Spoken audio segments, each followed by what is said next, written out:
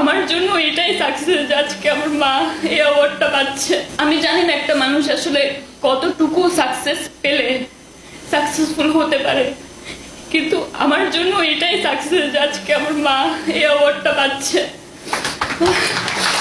এবং সে এখানে বসে আছেন, সুস্থ আছেন, তার চিকিৎসার জন্য ভাবতে হচ্ছে না, সে কিছু ধরলে ওই জিনিসটা আমি তার হাতে তুলে দিতে পারছি। আমার মনে হয় প্রত্যেকটা মায়ের জন্য এটাই সবচেয়ে বড় পাওয়া। সে তার সন্তানের জন্য যেটা ভেবেছে সন্তান সেইটুকু করতে পেরেছে। আমার মনে হয় এটাই আসলে সবচেয়ে বড় পাওয়া। আমি আর সময় নিব না। প্রত্যেকটা মাকে অনেক অনেক ধন্যবাদ, অনেক অনেক স্যালিউট। আসলে আপনার সন্তানরা সাকসেসফুল না, আপনারা সবাই successful. Thank you so much. Thank you Ashis the.